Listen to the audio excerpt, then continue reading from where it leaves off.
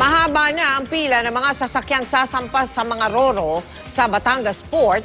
Inaasang haba pa ang pila at mas marami pang pasahero ang dadagsa sa magdamag. Mula sa Batangas Port, nakatutok live si Chino Gaston. Chino!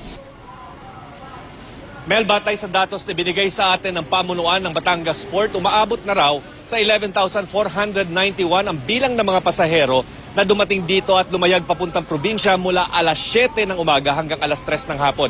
Mel, hindi pa kasama dito yung bilang ng mga pasahero na namataan nating dumating ngayong hapon at ngayong gabi. At syempre, hindi pa kasama sa bilang na yan yung bulto talaga ng mga pasahero na inaasang darating mamayang madaling araw. Tinatayang aabot na sa higit 1 kilometro ang haba ng pila ng mga sasakyang ikakarga sa roro sa bungad pa lang ng Batangas Port. May sariling pila ang mga truck at bus at may pila din para sa mga pribadong sasakyan.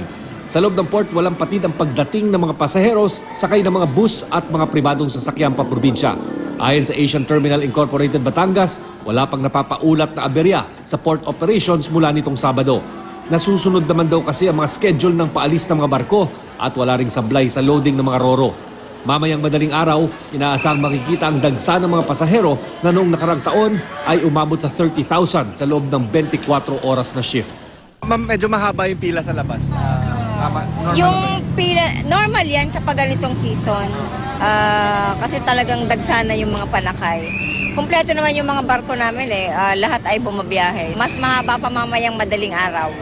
Yun ang inaasahan namin. And tomorrow? And tomorrow. Hanggang 3 ng hapon.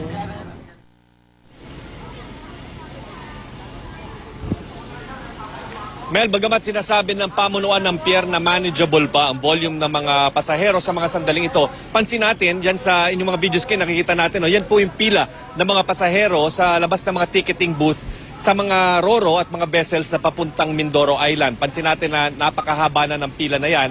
Malayong malayo sa sitwasyon kahapon kung saan na maaliwalas ang mga labas ng ticketing booth at maging sa mga lugar papasok ng mga passenger terminal. At yan ang latest mula rito sa Batangas City. Balik sa inyo, Mel. Maraming salamat sa iyo, Chino Gaston.